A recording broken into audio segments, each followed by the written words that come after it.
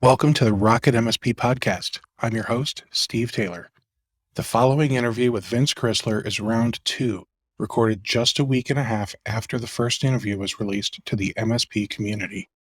Based on the conversation I had with Vince, I just didn't feel right without digging deeper and addressing some of the items that MSPs noted on Reddit. To summarize, Dark Cubed is a cybersecurity platform that will integrate with firewalls like Sophos SGUTM, XGUTM, SonicWall TZ and NSA, Meraki MX, and ASAs with firepower, pfSense, nearly a dozen FortiGate, and half a dozen Palo Alto models. See the full list in the description below. A secure connection is established to pass syslog or netflow metadata to Dark Cubed, where they parse and risk score every connection using the software that they wrote. Once the traffic is scored, the platform updates the firewall block list automatically. Once you link Dark Cubed to the firewall, everything is 100% automated. Unlike solutions like FortiGuard IP reputation service or native Sophos subscription features, nothing is being installed on the firewall. All of the processing is done in the cloud, which means your client's firewall resources won't receive a major impact. You won't reduce the throughput or affect the processing power that's needed for other tasks. Vince prefers the NIST cybersecurity framework, which isn't a surprise after his years in the Air Force and then as the Chief Information Security Officer of the White House. Dark Cubed has a knowledge base for technical resources, including documents that show how they align to controls in HIPAA, NIST 171, PCI, and TPN. They're working on getting those up on the website right now. The team at Dark Cubed are all U.S. citizens that are W-2 employees. Because of the unique circumstances of working with some Department of Defense contracts, Vince needs to make sure his team meets certain guidelines put in place by the client. While they could probably check off all the boxes for FedRAMP, they haven't gone through anything official since they don't have access to any confidential data. It's all metadata from the firewall. Becoming a partner is simple to do and free to get started. The Dark Cubed service has no long-term commitments with pay-as-you-go services on a month-to-month basis. I like the sound of Dark Cubed and recommend MSPs check it out. Kick the tires, see how it works. They'll even do a 20-minute demo with you to show you everything and answer all your questions before you even have to get started. There's a ton more information available in the entire interview. Enjoy. Vince, how you doing, man? Great, Steve. Great to be back. Yeah, I agree. It's great to have you back. So Happy New Year. I'm glad you came back so soon. I promise I'm not like a weird stalker or something. Um, I feel like I don't know. I just feel like maybe I didn't ask good enough questions because I put something up on Reddit and there was some I don't know, there were some like mean people on the internet.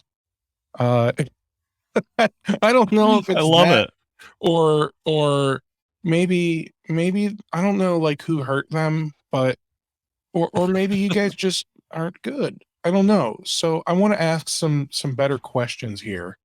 All right. Because I see that you according to this guy you have no signs of technical competence. Um so let's talk about that. Let's talk about that. So your product, Dark Cubed. Yep. We did a podcast recording. It got put out a couple weeks ago at the beginning of January 2022. So for those of you that like want some more context, go listen to that. I have the full episode, and then I also made some clips if you'd rather have bite-sized pieces. So you guys do 100% automated threat detection and blocking. So uh, let's talk about that. 100% automated. I can see why that sounds too good to be true. Yep. So how does it work? Well, first off, I love Reddit. I think it's like one of the last few sources of truth in the world. If I really want to know what's going on with something, I go to Reddit and, Mm-hmm. people will be blunt and brash. And so I fully appreciate it. And, I appreciate coming on to have this discussion because like we live in a world right now in cybersecurity where like marketing trumps everything. Mm-hmm. And, a lot of the companies out there don't do what they say they do and get away with it. And, one of the things we've done as a company is how do you walk the line of, you know, having a compelling story, which is what the website is about. Like your web property is about having a compelling enough story that somebody's going to say, I'm willing to take 20 minutes out of my already busy life to talk to you. And, we find that if we get somebody on the phone for 20 minutes, it's a great relationship really fast. It's just getting people to have that discussion. And so, if you haven't ever that played the marketing game, like it's really tough to like. The bottom line is we want to be truthful in everything we say, but it has to be compelling, and that's tough. So at the end of the day, what we do is the automation here is you have a firewall deployed. That firewall comes out of the box with a set of really basic rules. I kind of describe it as any, right? You're going to let everything in and everything out. And then it's up to the people that maintain that firewall to ratchet up and down those rules as they see fit to put in advanced protections. You have a lot of firewalls out there that have advanced protection capabilities, right? They're going to do signature-based detection. They could do some behavioral-based detection. They could have, the ability to incorporate block lists, right? So I can check the box on 5 different block lists, and my firewall will sync those block lists, and I'll be protected.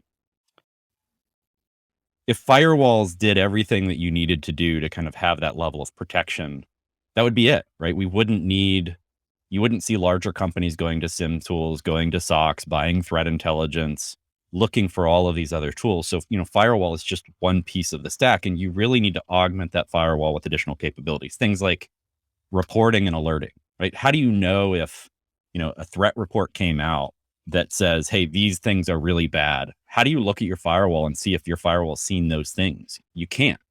In most cases, that reporting and research and analytics is really limited. And you've got to either go with a free tool like ElkStack or spend money on a SIM tool.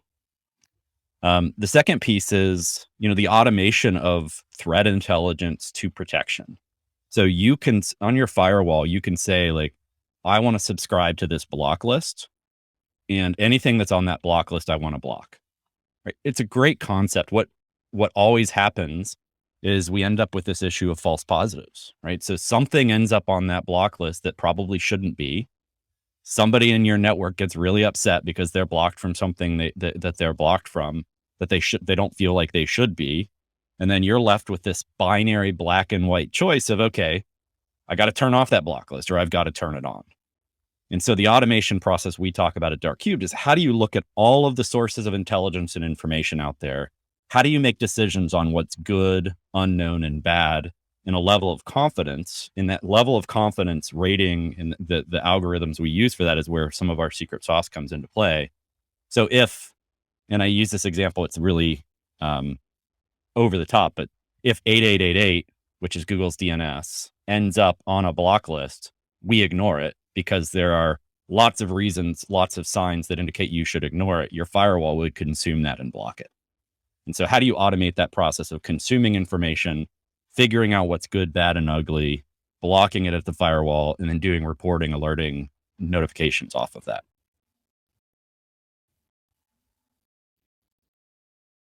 Oh, you're muted. The common phrase today. These things happen, right? Well, I'll tell you, if I were doing it, I would probably just not look at the logs or check for issues or anything. That way I don't have to worry about any issues or having to make any changes. I think that's probably the best approach. Just ignore it and you're not accountable for it. Exactly. Exactly. I'm glad, you're getting it. I get You're it. getting it. Let's stick our head in the sand. Uh-huh.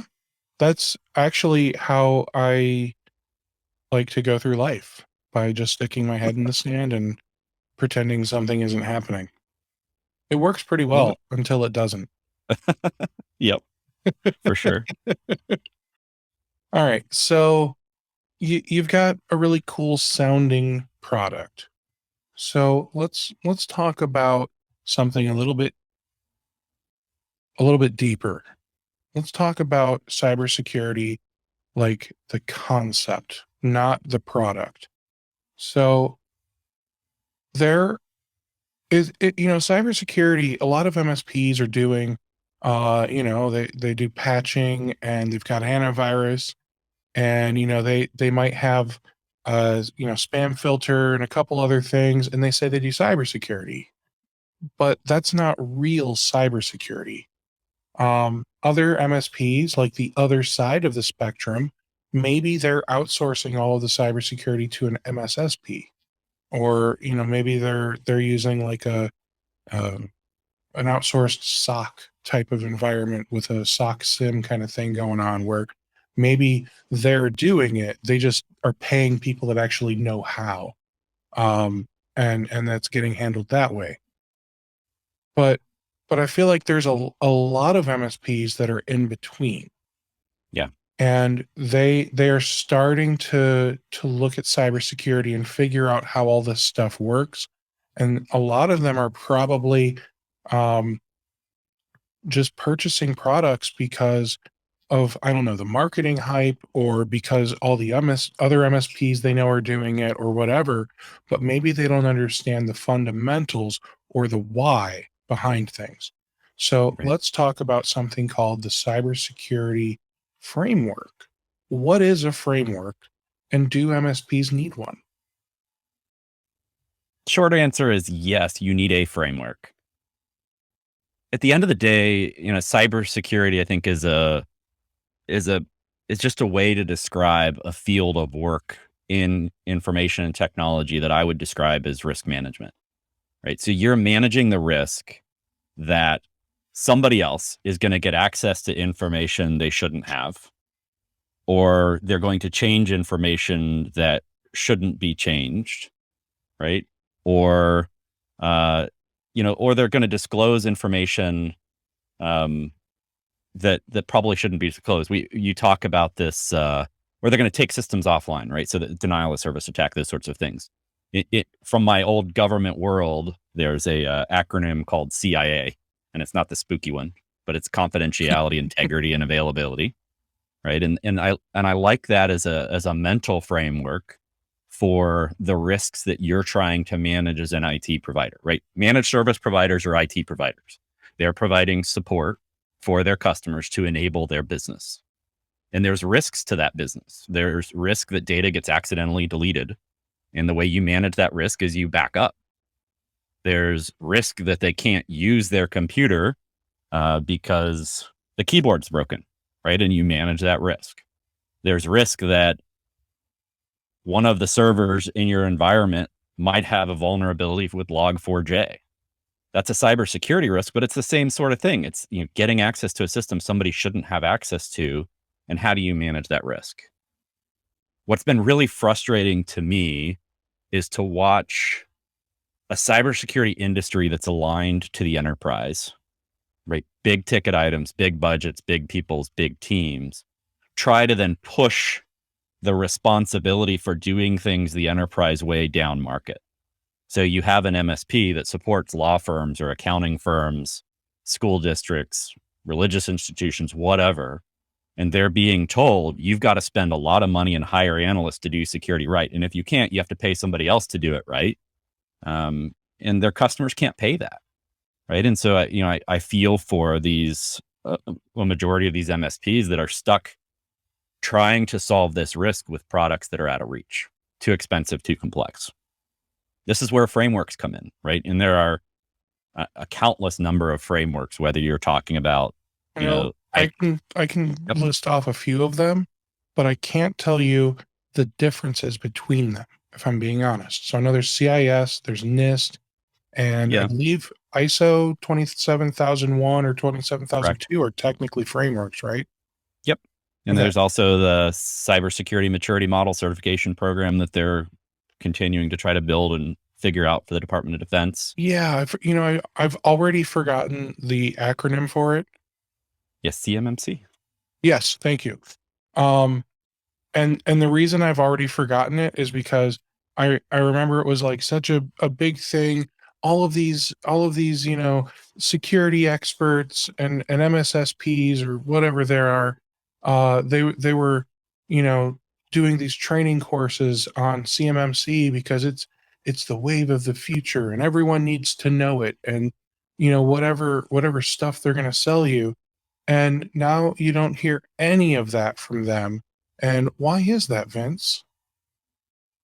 They moved the model for CMMC, so they've released CMMC version 2.0 because they realized the first version was a little complex and expensive. And in fact, in the appropriations bill for the Department of Defense, the DoD is being asked by Congress to assess the impact of CMMC on small businesses and provide a report.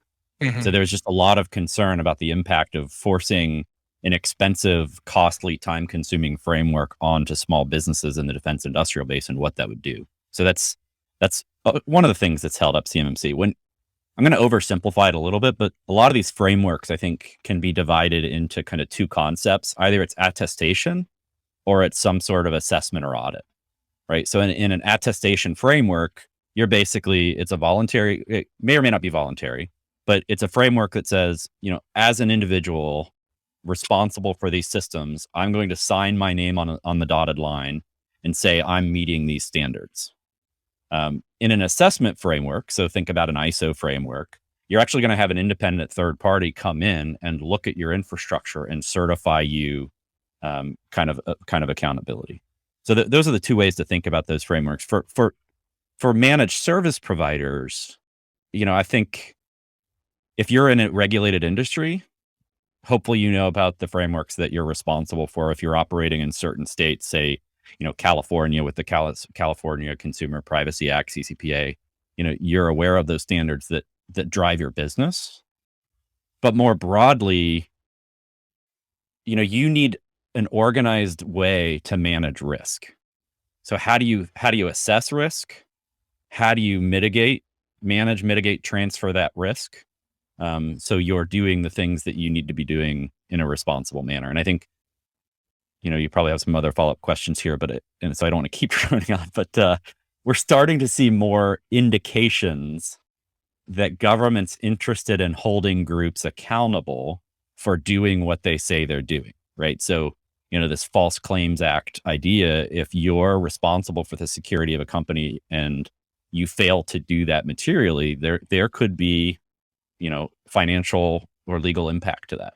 And we're starting to see inklings coming out of that, out of the US government. Okay. So when people say, all right, I've picked a framework because, I've read the, countless pages of documentation on the framework, and this seems to, I don't know. I've read this one and I've read these other three, and I like this one the best. I don't know. It calls to me. So so because of that, I've chosen this framework. And is there a framework that you, Vince Crisler, prefer? So I like two things. I think the NIST cybersecurity framework, CSF, is a rigorous enough framework that can be boiled down into a very simple form that people can use it to build programs off of. And it's not an audit framework, right? There's a lot of materials out there. The US government's paid to develop this. It's based on a rich history of security controls and other things, but it takes you in kind of a maturity model approach, which I like. The idea of, I don't have to go from 0 to 60. I can take incremental steps to manage risk. And so when you look at NIST CSF as a framework, it kind of covers everything you should be covering and gives you ways to get started down that road. The other thing we're seeing a lot of really good progress in industry is kind of driven out of MITRE. They're a federally funded research and development center, FFRDC, and they've come up with this attack framework. So, ATT ampersand CK, and attack is all about mapping out all the components of what a cyber attack what a digital attack does, all the tools, all the resources, all the indicators, so you can start to understand in a categorical way how these things are done, and then measure your defense against it. So I think kind of MITRE ATT&CK is a framework of how do we think about what attackers are doing and how do we make sure our defenses are covering that, is an interesting concept for more mature organizations. And how so I always hear people say, how does this software align with your framework? So it sounds like, when you have a software solution, it is able to, if you were able to turn your framework into a checklist, or maybe one of those where you've got like uh two different columns, and then you've got the arrows that go in between them to connect the dots, right? Yeah. So if we're looking at NIST, CSF, like how does Dark Cubed align in that framework? Are you able to say, well, we check off these, I don't know, 13 or 2 or however many boxes because we do these things? Yeah, and I think, when it comes to the sales motion, right? We have a sales motion to our MSPs. Our MSPs have a sales motion to their customers. Mm-hmm. Aligning that sales motion to requirements that should be met is a great process, right? Because it gives not just fear, uncertainty, and doubt, FUD, but also kind of practical, reasonable reasons you should do this. And when we talk about Dark Cubed, a lot of these frameworks have the requirement to, are you monitoring inbound and outbound communications to your network, right? And a firewall isn't really sufficient to do that. Are you But the incorporating logs from the firewall can be. correct? So, to monitor inbound and outbound communications, you could stand up an elk stack. You could buy a SIM tool, right? You could put your logs onto a server and have the ability to search it and write scripts. Like, there are lots of ways to meet that requirement. We give a quick and easy way to meet that. Some of the other requirements, are you incorporating threat intelligence to your infrastructure, right? And we're doing that. And so the ability to kind of say, yes, we're providing that. Are you doing alerting? Do you have the ability to audit and review that information? So there are definitely a handful of those controls that we help meet in a really affordable, streamlined, easy way.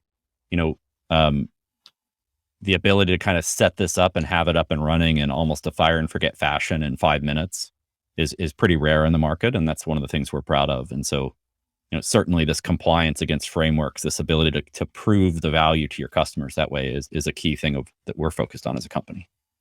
So if I look at your website, which I think I said it before, and I'm going to say it again, you have a beautiful website.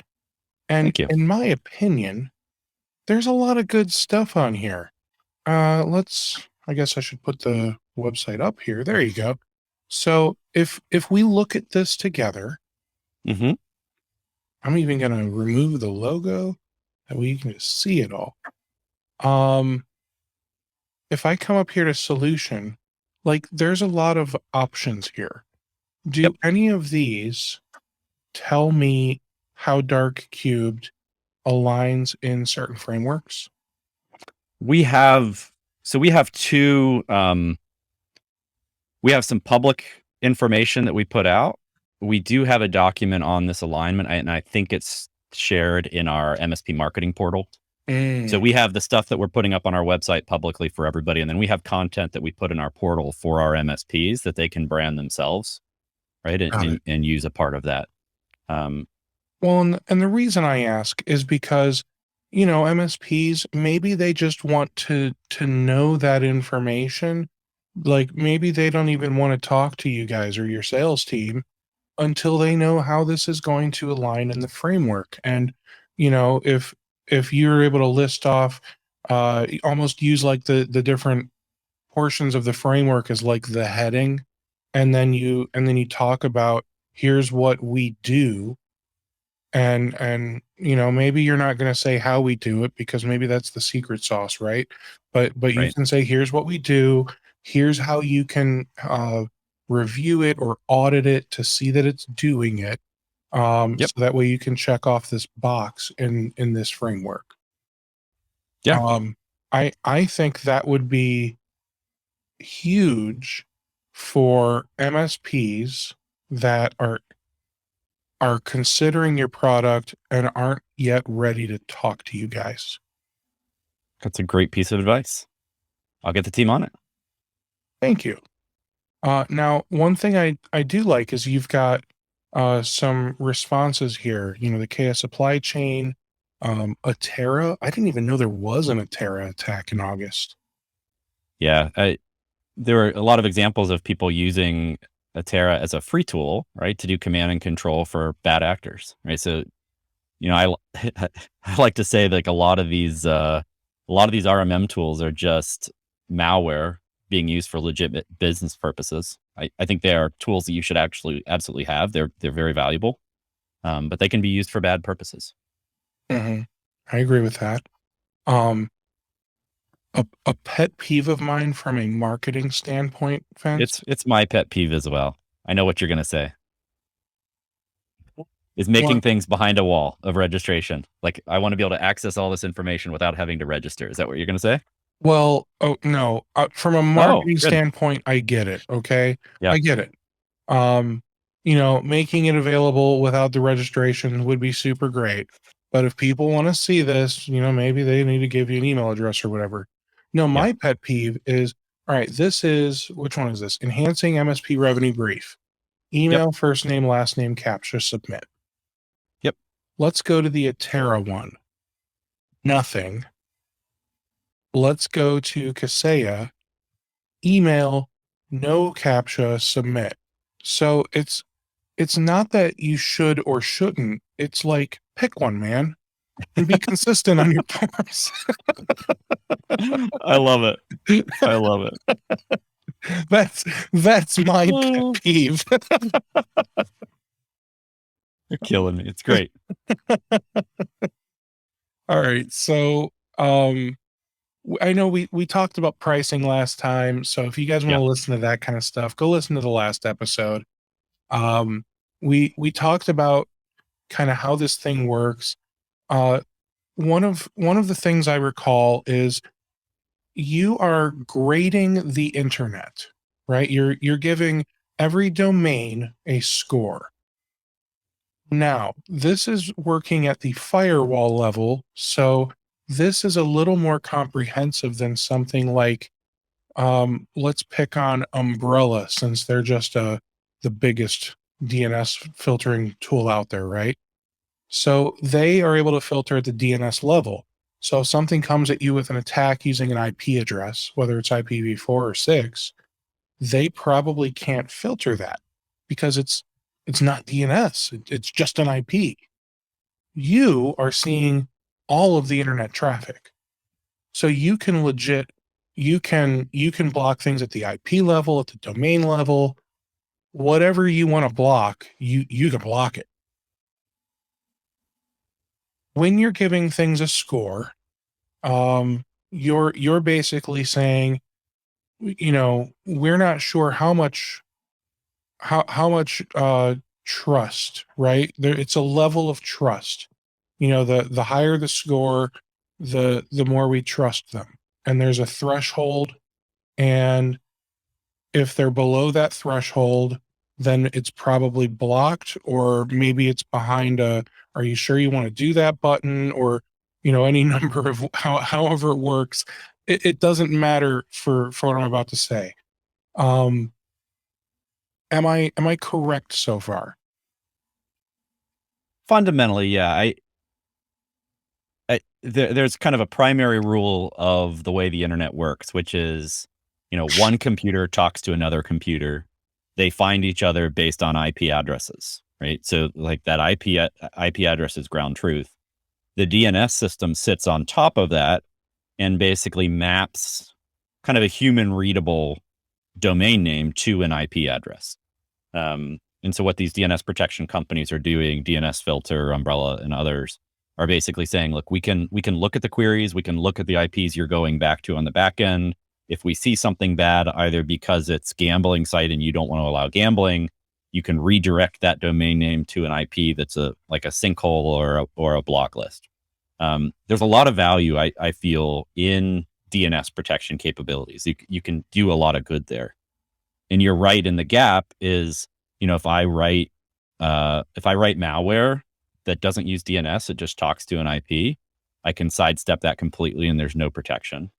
If I'm scanning infrastructure from the outside in, like we see with Log4j, right, DNS protection doesn't solve that because, it's an IP address trying to look for a vulnerability. If they pop that, they're communicating back to an IP address, and your DNS system would probably not protect you from that at all. And so we are primarily focused on kind of using IP intelligence and other data to say, is it good, neutral, or bad, and how confident are we in that assessment based on a bunch of factors? And then how do you automate that away? One of the questions that somebody asked, and I think this is a good question. It wasn't just, let's pick on the new guy or whatever, right? Have you found anything different from what FortiGate offers natively? And then they gave me a blurb from the FortiGate website, and it says the FortiGuard IP reputation service aggregates malicious source IP data from the Fortinet distributed network of threat sensors, certs, MITRE, cooperative competitors, and other global sources that collaborate to provide up-to-date threat intelligence about hostile sources. Near real-time intelligence from distributed network gateways combined with world-class research from FortiGuard Labs helps organizations stay safer and proactively block attacks. I mean, that sounds fancy. And at surface level, it sounds like they do the same thing as you. Yeah, and I think when you look at technologies like that and you're incorporating it into your firewall, your firewall is going to detect and block bad things as a result. But what if you want to go back and look over the last week or over the last month at what's been happening? What if you want to look for specific IPs and see if they've shown up on your network? Right? That's all stuff that's lacking from these sorts of solutions in the market. You kind of have to trust with very limited ability to verify that the company is doing what they say they're doing. And second, one of the unique features about the way we're doing this is it's a very simple, elegant UI on top of all of your customer firewalls. So you're bringing all the management of all these firewalls into a single pane of glass. And what you find is, great if you have a FortiGate. So say you have 500 customers and 50 of them have FortiGates, right? Okay, what do you do for the rest of them, right? And so you're trying to patch together disparate services and products. Again, we let you integrate all of those into a single platform, get visibility into what's happening, get reporting, get alerting. So, it's part of the solution, but it's not the entire solution.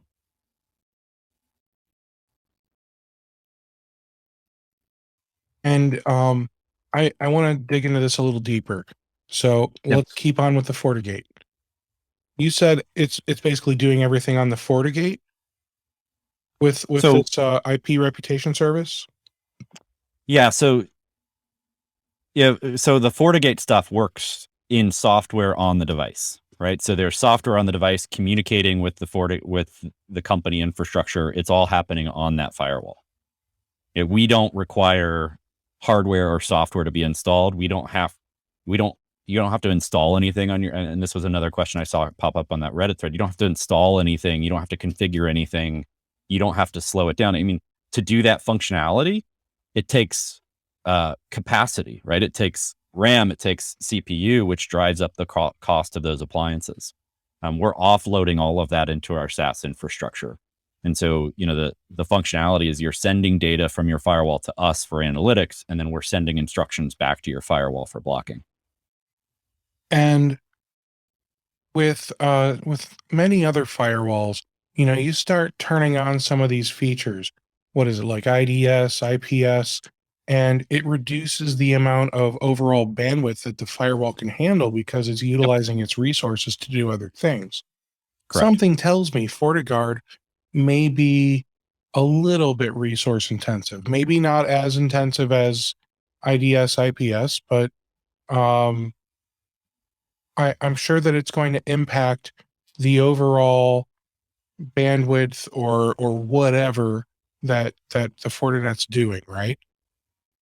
Yeah, and certainly, I don't want to go toe to toe or badmouth any other product, but what I'll say is, like, again, you're relying on resources on that hardware appliance in order to do it to do it efficiently. You may have to upgrade your hardware. You may have to spend more on hardware, and you're not getting that visibility into single pane of glass. So it's kind of, it's like looking at one feature on a car and saying, well, this other car does that one feature, differently or better, sure, but you have to look at the entire package. And I think that's where, when you look at we talked about pricing on the previous podcast, and, we don't go into that publicly because we are MSP focused, MSP friendly, and these MSPs are adding in what we're doing into their products and services. And so we want to give them the most amount of flexibility to do that in terms of generating revenue.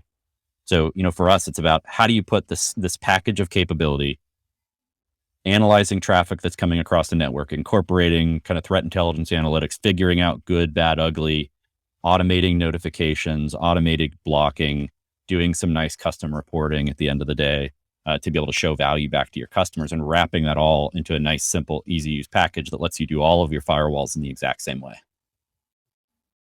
And the other thing that I want to just double check is, you were talking about how, this will give you that single pane of glass versus the FortiGate, and that they make it really easy for you to trust that it's preventing things, but hard for you to verify.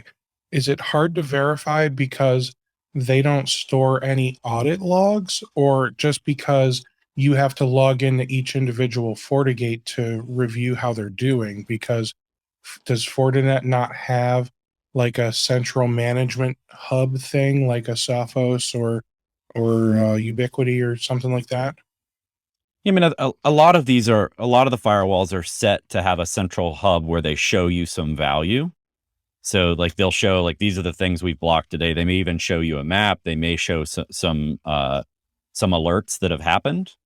But the ability to really dig into that requires you dumping those logs into a log management system, into Elk Stack, into a SIM tool, right? And that they're not trying to replicate that because the amount of data storage that's required to really kind of aggregate and collect those logs would drive the prices of those appliances up. You need storage, you need hardware and oomph. So it's a different functionality than what those firewalls typically deliver. They do here's how we've protected you today a lot of times. Here are some alerts that we've seen over the last day, but it certainly doesn't replace what a log aggregation or a SIM tool might provide. Okay. I like that. Now, I see someone here that, they tried it a year ago. It caused a FortiGate 60 DS to lock up, but they gave you another chance 6 weeks ago. So far, it seems to be working well. It has mostly just been blocking some basic internet things, but they don't feel like it's super in depth with the insight that it's giving. So yeah, and go ahead. That's fair. I think, we've come a long way over the course of the last 2 years, pivoting from a hardware model, which we were in our early days, transitioning into a SaaS infrastructure, and then rebuilding that infrastructure over the course of the past year to be much more scalable, drive down cost, increase performance. So, we've had, it's one of those things that's kind of heartening as a founder when you've been with a company for a long time, is to have companies that may have tried you out in your early days and, just weren't happy, and then are willing to give you a try again later, and they're happy with what you're doing. Like that feels good, that you didn't burn those bridges, even though it wasn't a good fit, and they're coming back and they like what you're doing. We have a couple of examples of that kind of in the past month where people have come back and been pretty excited. In terms of the simplicity, we are trying to walk this line between, what a SIM tool and threat intelligence might provide, and what you need to be able to do the simple automation protection of a network.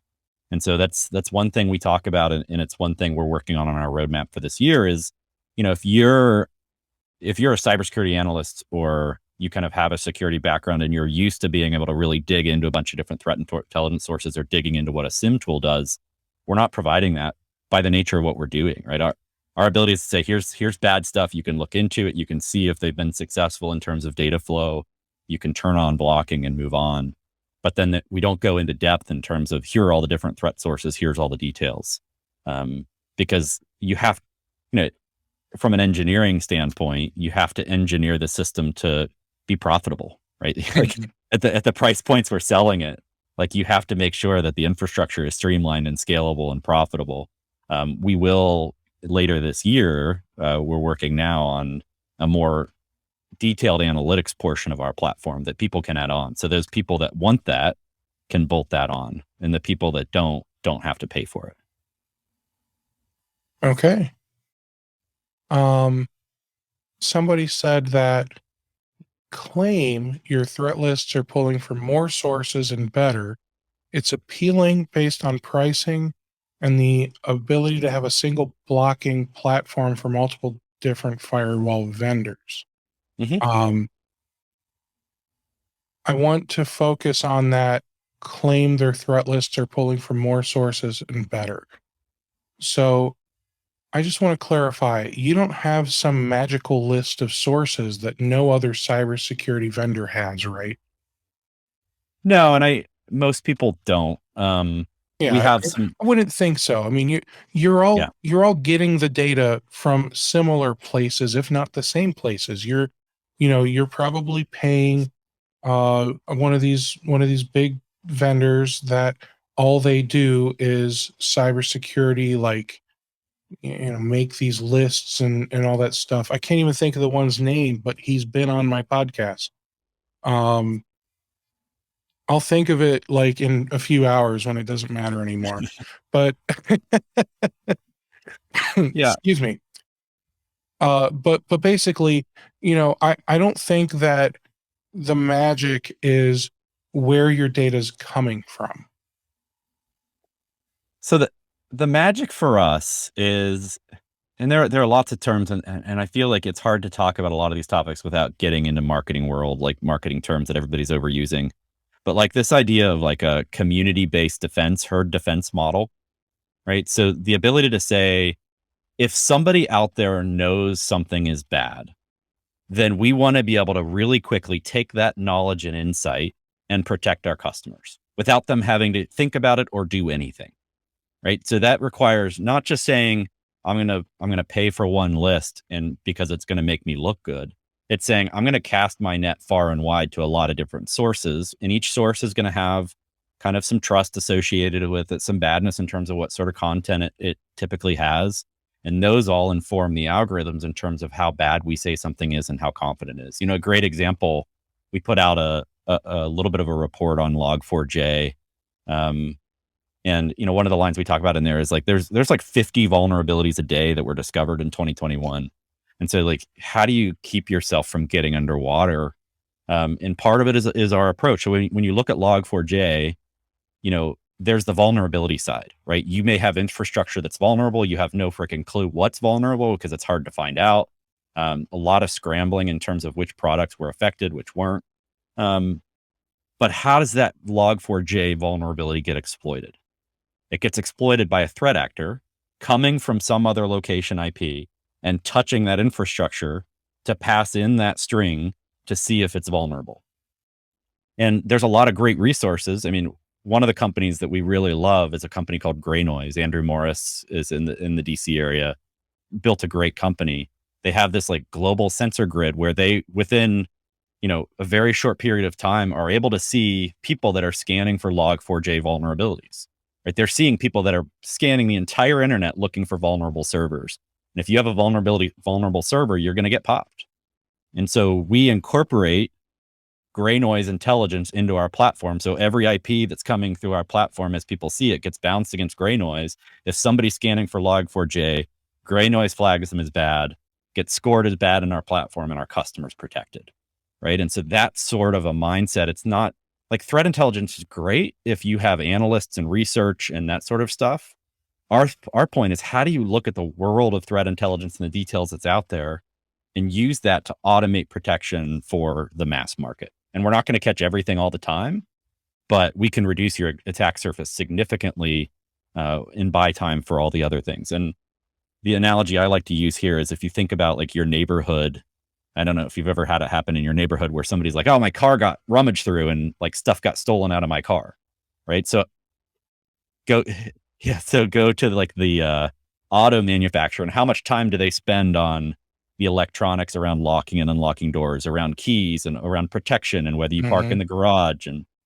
But if you leave your door unlocked, somebody's going to go down the street, check every door. If that door is unlocked, they're going to steal your stuff. That was literally my car, like 8 or 9 years ago or something like that. It was probably some kids. We lived in a nice little townhome development, and my car was always parked in the parking space, and my wife's car was always in the garage. And I, thought I lived in a nice neighborhood in a quiet little town and didn't lock my doors. And the face, and this kind of tells you when it happened, right? The face plate on my fancy stereo head unit, was stolen. There you go. But those weren't criminals targeting you, right? They were just checking every car on your street, and if they popped one, they're going to break in. That's the exact same thing we're seeing happen in the cyber world. If you strip all this FUD and noise out of it, is like people are just looking for vulnerabilities and weaknesses. They're coming. They're not even having to be quiet about it. Right? Companies like Gray Noise have plenty of data about how noisy this is all being. The challenge is just how do you take that intelligence and very quickly convert it into blocking and stopping things at the firewall? All right. I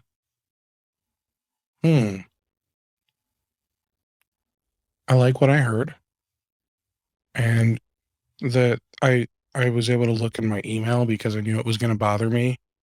I remembered his name was John. It's John Wetzel from Recorded Future. Oh yeah, that's a great company. Yeah. Yeah, and they just acquired Security Trails, which is another great company that's doing a lot of security attack surface management. I didn't even know that Security Trails existed. I always used DNS Trails, and then they merged them into the two different websites into one. So then I was like, oh, okay, so Security Trails is a thing. I still just want to know what the DNS was like 6 months ago on this domain, though. Yeah. All right, so let's see here.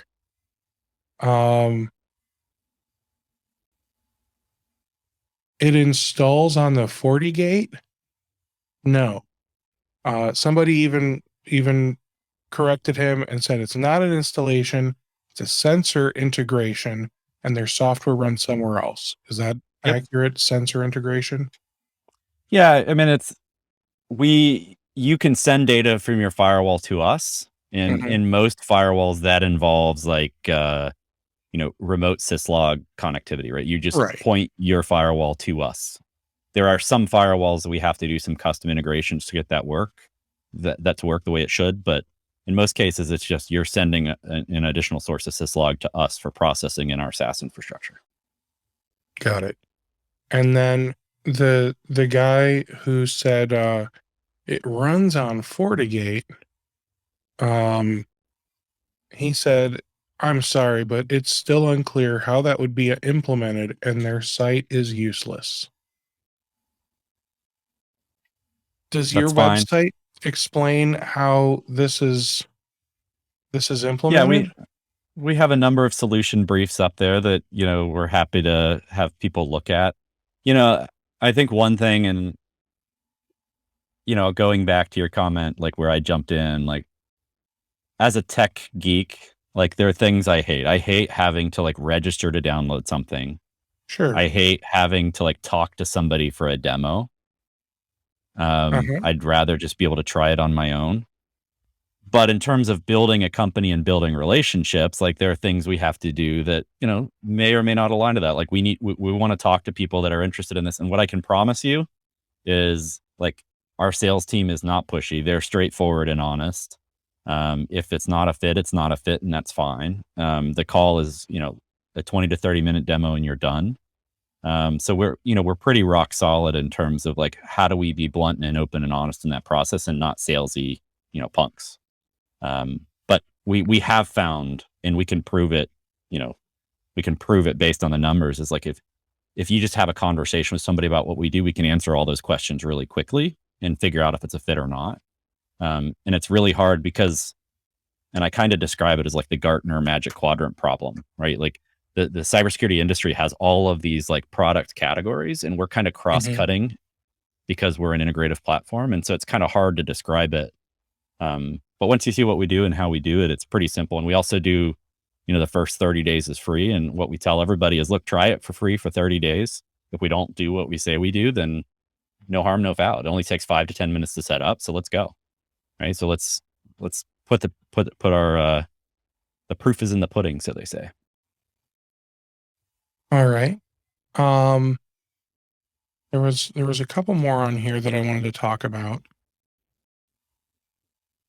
Ultimately, we used it internally, and the price and features, how it worked, they were all good. Ultimately, I don't feel it added much above native Sophos subscription features, so we didn't build it into our stack. That's fine.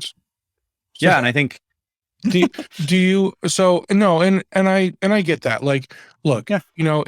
If we're talking Pepsi versus Coke,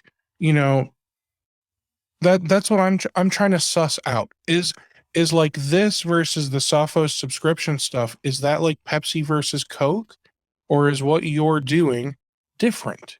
Like, if they're not seeing it's adding much above the native Sophos subscription, then okay, but it's adding something above it. You just said it yourself. And yeah. maybe I don't know, maybe they're just getting lucky with what the clients or I guess with what their network is getting, tested against, so to speak. When you only implement something on a single network as a test case, it is, in my opinion, difficult for you to really gauge, all right, I don't know if it's doing a whole lot, but I don't hate it, so maybe I need to expand my environment. Yeah, and I would say it's not a Pepsi versus Coke, unless you're talking about, if you're managing 5 firewalls, like, and I don't fault anybody for making informed decisions however they see fit. You have X dollars to spend, and you need to spend them the best way you can. I believe pretty strongly, given our price point, that, the ability to kind of check off that box of being able to say, I know that all the traffic coming into this network is monitoring. I know the bad stuff is blocked, and I can verify it by looking at looking in the UI or looking at reports. To me, that takes off a big chunk of the risk. But, I don't fault a company that comes in and, an MSP that comes in and makes an informed decision. What I'll tell you is, like, I've been blown away by the retention. I mean, we're working with hundreds of MSPs now, and our churn is pretty much near zero. Right, which says something as a software company when you don't have people leaving, and it's just because we provide great value at a great price point. So it's, all I can say is, like, the folks that we work with tend to love it. The fact that we have basically near zero churn. There are probably some outliers out there that make decisions otherwise, and I think that's perfectly fine. So this person's comment, some of it is not helpful. So I'm going to skip over the things that are just rude. But they say that there's no indication of how it works, or at least there's not a page with a title to that effect. And that seems fair for some people. Like, all right, I'm like the ADHD kind of guy, so when I look at a website, I'm literally just like looking at headlines. I don't read the content. Right. So when I look at solution overview, I see automated cybersecurity. How? Oh, look, how? Risk scores every IP connecting to the network and automatically blocks risky connections. Okay, Mhm. so maybe what they're looking for is, what do you mean you block? How? Maybe the how is, where do you block? Is it on the endpoints? Is this something that's, is this an agent I'm putting on every computer? Is it Yeah. on a firewall? You know what I mean? Like, do I have to get an appliance for this? Like, so maybe it's not that. Maybe you're simplifying it too much to make it, marketing easy kind of thing. Um, so maybe, that one's a little fair. I could kind of see that. Um, no signs of supported hardware vendors. I don't see signs of it, but that doesn't mean they're not there. Do you have somewhere like a list of, here's the ones that just easily work out of the box? Yep. We maintain that actively on the back end. Back end. Again, yeah. So So that's like, we have lots I of people think that ask for that's, that in the demo. yeah, I think if you put that on the main site, just some of these things, it's a concept that I refer to as social proof. I refer to anything that gives people more proof that this is a viable product as social proof. Okay. So anything that you can do to show people that you guys know what you're doing, you're great at cybersecurity.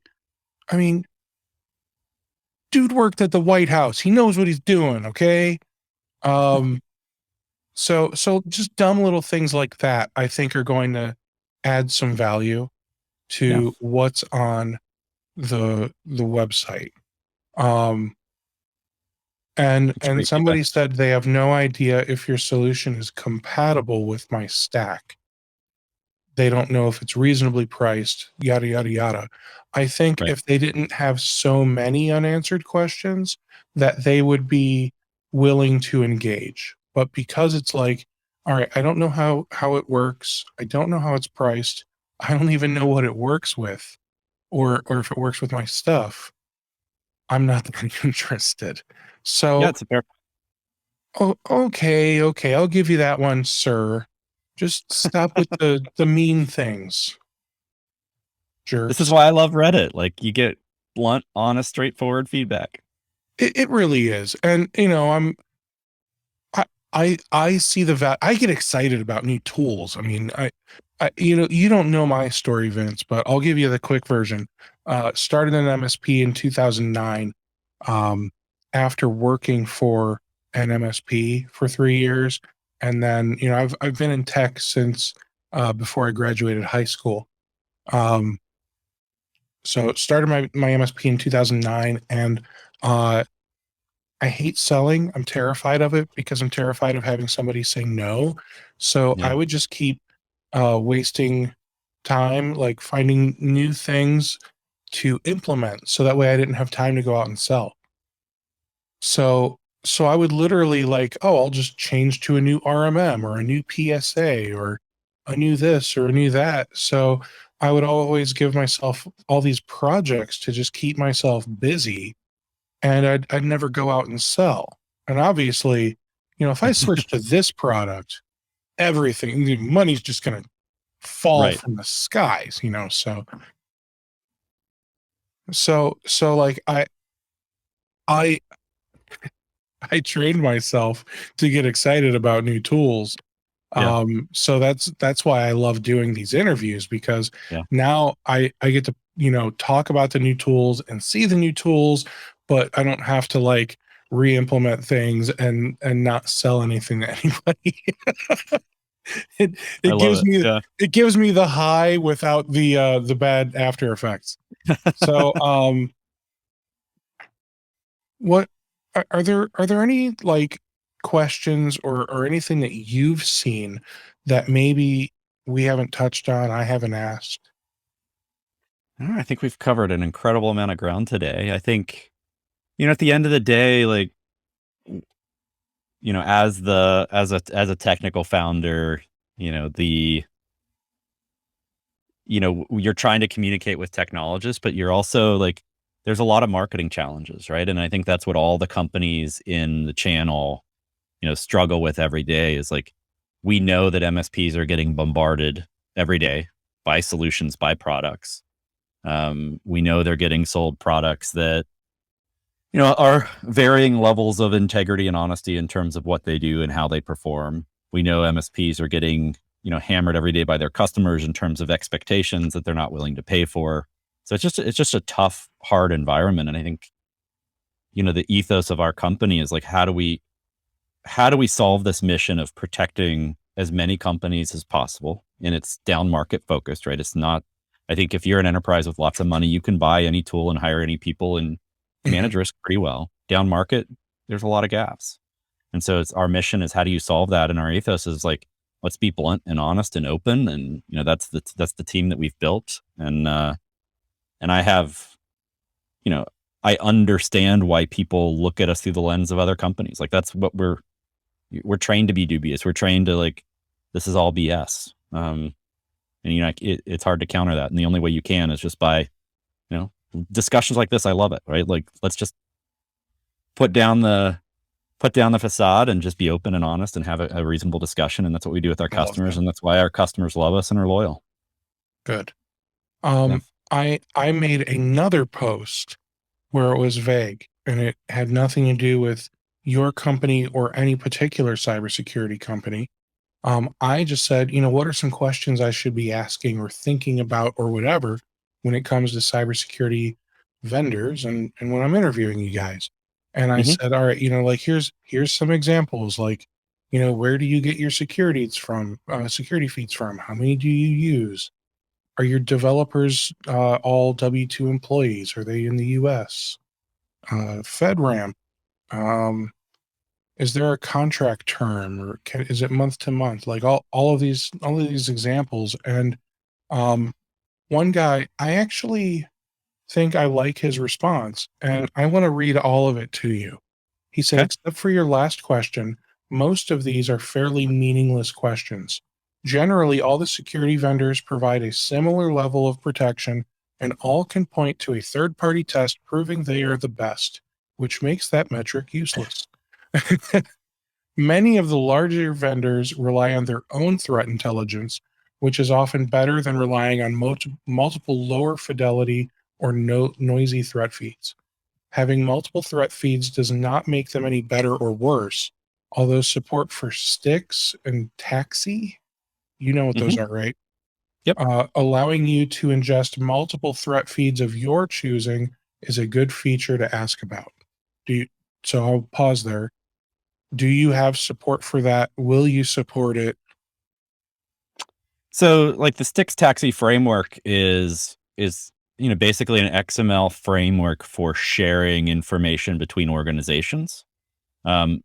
We, at one point in our company's history, we had the ability to export data in like a Sticks Taxi format. But the market we're serving don't have analysts that are sharing information back and forth, right? You're not. True. The Sticks Taxi stuff is really at the enterprise level when you're saying, hey, I have these vulnerabilities, I'm going to share it with a consortium. People are going to automatically ingest that and move on. So, I think at the enterprise level, it's great. At the lower end, like we didn't see a lot of need for it, a lot of asking about it. We do give, you can export the data that we're showing in a CSV format, right? We've had that ask, and that's an ability we can do. So if you want to dump it into a spreadsheet and share it with somebody, you can do that. Okay. I don't think any of the mainstream security vendors do 100% of their development in the US. They would have to charge more than you would be willing to pay if that were the case. And why is this important? There are plenty of US-based cyber criminals as well. You just don't hear about them in the news as often as Russia, China, Iran, and North Korea. Do you agree with that sentiment? So our development team is all US-based W-2s. We talked about in our previous discussion some of the DoD work we're doing. So there's a little bit more sensitivity to that for us as a company. My background coming from Department of Homeland Security, coming from the White House, I certainly have opinions of what going to low-cost overseas resources exposes you to in a supply chain context. So not that SolarWinds was a result of this, but think about the idea of SolarWinds where you have backdoors embedded in code that you don't know about. and that becomes easier to do the less control you have over your development resources. But I certainly don't fault, companies that say, for, maybe this AV platform or whatever else we're doing, like there's a need to have low cost resources to develop it and get it out at the price point. I think for us, the development resources are focused on creating a scalable, affordable platform, right? And so for us, it's as a SaaS company, it's how do you share resources and scale in a way that makes sense. So, I'm probably more sensitive than most to supply chain vulnerabilities, and I get why people are concerned about it. But I also think, it's going back to my earlier comment near the beginning, is it's all about risk management. Like, what are the risks you're concerned about, and how do you most effectively manage it? And if one of your risks as a company is we've got to make this affordable, then you have to take approaches to make it affordable. We don't do that, but I get it. His third point is FedRAMP only matters if you have government customers. And I know that, but I'd like to think that I've got listeners from all walks of life. Some don't do anything with the government and some do. So I think that's still a fair question for me to ask cybersecurity vendors. And I mean, because you're working with DoD, I can only imagine your FedRAMP. So we're operating our DoD environment within AWS GovCloud, which has a lot of the FedRAMP stuff checked. We haven't gone through the FedRAMP certification process in that environment based on kind of a mutual discussion with the customer and kind of what they needed. We're not storing procurement sensitive data. We're not storing CUI, right? So like the data that we're storing is not federal government data. It is metadata associated with inbound and outbound communications of a network that anybody in the path of that network would see anyways, right? So if you think about whether it's you or level 3 or whoever, like there's multiple companies who can have eyes on that data. Yeah, and we're not storing the content of those communications. We're just storing, in some ways kind of the phone records of those communications. And then within that environment, we're doing, we have medium assurance certificates, where you have to have a cert to access the site at all, username, password, two-factor authentication. Those sorts of things are all in play to lock that all down. And then, of course, using things like IP whitelisting for some of the more sensitive stuff where you can really, and of course, logging and monitoring everything to the right extent. So there are a lot of ways to manage security. The thing about like a FedRAMP certification, it's a good stamp that says, check, we've done it. On the commercial side, anytime we have anybody that's concerned, you can imagine we get all walks of life. Anybody that wants to take a deep dive into how we're doing things, we're happy to go through those discussions and have them. Like, we're not afraid of that at all.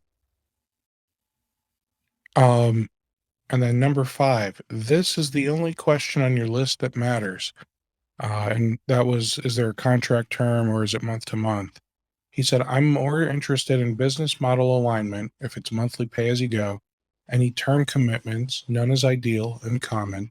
Support offerings, do they have dedicated support for MSPs or do you just call the regular support line along with everyone else?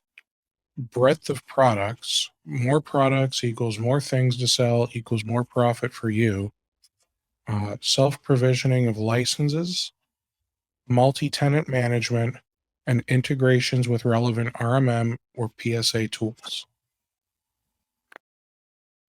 So I agree, in the channel, you've got MSPs that are dealing with customers that come and go and, requirements change. And, as a SaaS company, there's a lot of pressure to say, if you sign a 1-year contract and you take money up front, you can manage cash flow more effectively. Like there's a lot of pressure in the software environment to do those things. As a company, we're month to month pay as you go, right? Because to me, that's the only way to continually show value in this MSP channel, to know like that you're like, when I talk about near zero churn, it's one thing to say, we have near zero churn with annual contracts.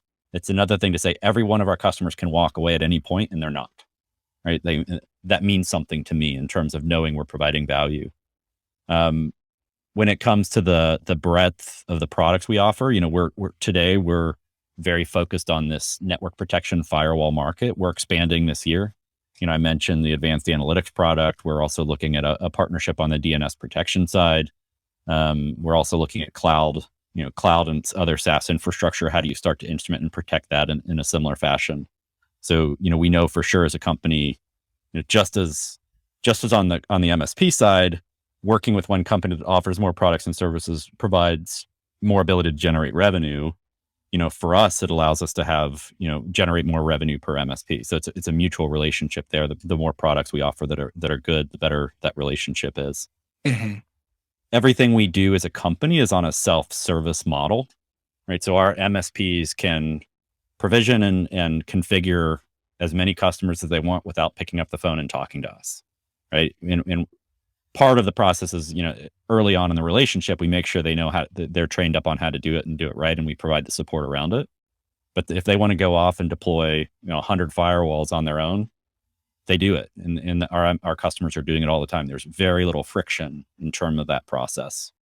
On the support side, we're MSP channel focused, and we have our support team from tier 1 to up to tier 3 is available. We have, mostly email driven. We don't have a call center. But you call our number and it'll direct you to somebody that'll help you, but it's mostly email driven. We manage those tickets. We respond. Our customers across the board are very happy with that support. We're going back to the same messaging. We're blunt and open. If we don't do something, we say, we'll get it on the list and we'll get some more detail on what you're looking at doing. And because the way our platform is designed and deployed, we don't run into a lot of customer support issues. And when we do, we're responsive and helpful. So, got it. And there is one last thing. This is my last question, at least. How can I report a vulnerability to your product? So we don't do, like, I'm a big fan of people that do like vulnerability disclosure programs and that sort of stuff. We don't have that deployed today, but if somebody were to see something, I would, if they email us, they'll get a response. Okay. Is there SLA or anything that you're going to make them sign? Or maybe not. This guy said SLA. Are you going to make a sign NDA. like NDA? Around a vulnerability? Yes. I think it depends on the vulnerability, maybe. It does, but to me, like, if bad information only gets worse with time. Like, if you've got a problem with your stuff, then you need to be made aware and you need to fix it, right? Like, that's it. Like, it's pretty simple.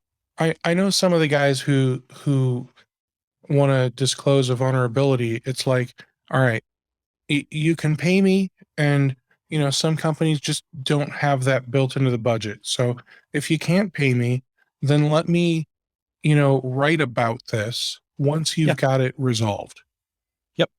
So it sounds like as long as you've resolved it and it's no longer an actual vulnerability, you're cool with them posting about it. And making themselves look good. Cool. Okay. So I feel like that answers all of the questions I should have asked you, and we should have discussed some, maybe not, we shouldn't have discussed some of these things because some people are just, like I said, they're just mean on the internet, man. And we can handle it. Yeah. I hope your feelings weren't hurt. No. And we always encourage open and honest communication with our customers. Good. And not wanting to hear bad information is just a great recipe for confirmation bias. Mm-hmm. So I get it, man. Well, thanks very much for doing this. I appreciate it. I appreciate your time. It's been great. Look forward to the next one. Let's see what the interwebs say this time. Time will only tell.